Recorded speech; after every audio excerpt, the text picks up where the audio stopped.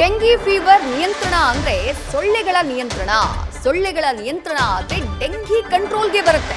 ರಾಜ್ಯದಲ್ಲಿ ಮೆಡಿಕಲ್ ಎಮರ್ಜೆನ್ಸಿಯನ್ನ ಘೋಷಣೆ ಮಾಡಬೇಕು ಅಂತ ಹೇಳಿ ಬೆಂಗಳೂರಿನಲ್ಲಿ ಹೃದ್ರೋಗ ತಜ್ಞ ಡಾಕ್ಟರ್ CN ಮಂಜುನಾಥ್ ಹೇಳಿಕೆಯನ್ನ ಕೊಟ್ಟಿದ್ದಾರೆ.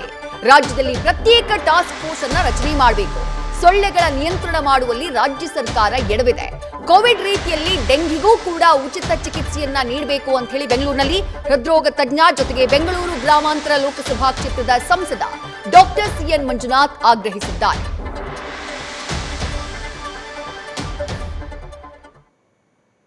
ಇದು ಡೆಂಗು ಫೀವರ್ ನಿಯಂತ್ರಣ ಅಂದ್ರೆ ಏನಪ್ಪಾ ಅಂದ್ರೆ ಸೊಳ್ಳೆಗಳ ನಿಯಂತ್ರಣ.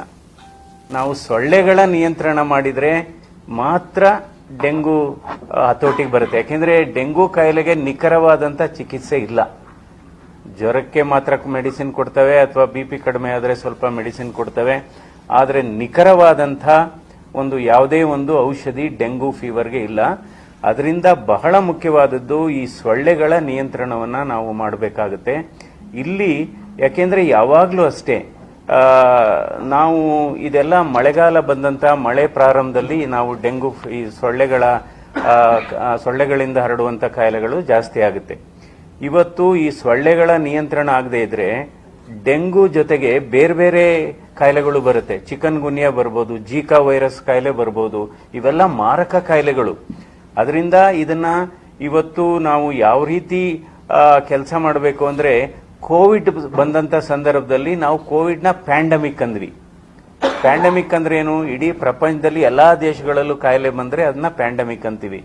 ಇವತ್ತು ನಮ್ಮ ರಾಜ್ಯದಲ್ಲಿ ನಮ್ಮ ದೇಶದಲ್ಲೇ ಇದು ಬಹಳ ವೇಗವಾಗಿ ಹರಡೋದ್ರಿಂದ ಇವತ್ತು ನಮ್ಮ ದೇಶದಲ್ಲಿ ಈ ಡೆಂಗು ಫೀವರ್ ನಮ್ಮ ರಾಜ್ಯದಲ್ಲಿ ಮತ್ತು ನಮ್ಮ ಜಿಲ್ಲೆಗಳಲ್ಲಿ ಇದು ಎಂಡೆಮಿಕ್ ಆಗಿದೆ. ಎಂಡೆಮಿಕ್ ಅಂದ್ರೆ ರಾಜ್ಯಾದ್ಯಂತ ಇದು ಆಗಿದೆ. ಅದಕ್ಕೋಸ್ಕರ ನಾವು ಯಾವ ರೀತಿ ಕೋವಿಡ್ ಮಾದರಿಯಲ್ಲಿ ನಾವು ಚಿಕಿತ್ಸೆ ವ್ಯವಸ್ಥೆಯನ್ನ ಮಾಡಿದ್ವಿ ಅದೇ ರೀತಿ ಇವಾಗ್ಲೂ ಮಾಡಬೇಕಾಗುತ್ತೆ. ಅದರಿಂದ ಇದನ್ನ ನಾನೇನು ಹೇಳೋದು ಅಂದ್ರೆ ಇದನ್ನ ಒಂದು ಮೆಡಿಕಲ್ ಎಮರ್ಜೆನ್ಸಿ ಅಂತ ಡಿಕ್ಲೇರ್ ಮಾಡಬೇಕಾಗುತ್ತೆ. You have to declare it as a medical emergency. ಯಾಕೆಂದ್ರೆ ಇದು ತುರ್ತು ಚಿಕಿತ್ಸೆ ಅಗತ್ಯ ಇದೆ. ಈಗಾಗಲೇ ಇದು ಡೆಂಗು ಟೆಸ್ಟ್ಗೆ ಈಗ ಒಂದು ದರ ನಿಗದಿ ಮಾಡಿದೆ. ಅದ್ರ ಪ್ರಕಾರ ನಡ್ಕೋಬೇಕು.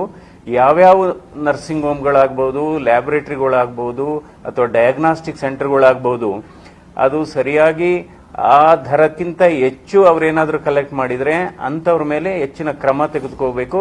ಅಂತ ಲ್ಯಾಬೊರೇಟರಿಗಳನ್ನ ಕ್ಲೋಸೇ ಮಾಡಬೇಕು ಅಂತ ನಾನು ಆಗ್ರಹ ಮಾಡ್ತೇನೆ.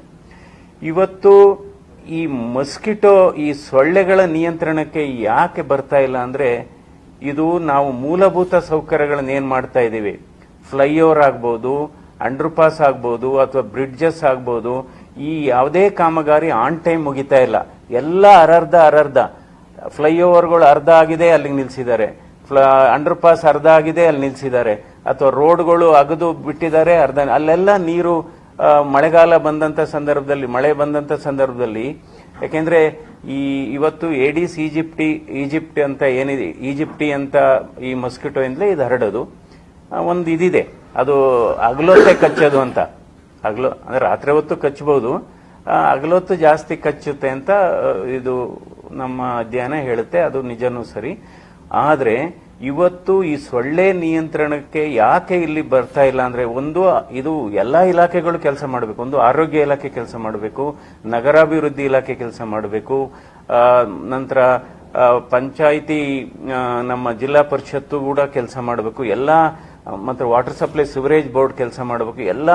ಅದಕ್ಕೋಸ್ಕರ ನಾನು ಇವತ್ತು ಈ ಡೆಂಗು ಕಾಯಿಲೆಯನ್ನ ಮೆಡಿಕಲ್ ಎಮರ್ಜೆನ್ಸಿ ಅಂತ ಸ್ಟೇಟ್ ಮೆಡಿಕಲ್ ಎಮರ್ಜೆನ್ಸಿ ಅಂತ ಡಿಕ್ಲೇರ್ ಮಾಡಬೇಕು, ನಂಬರ್ 1.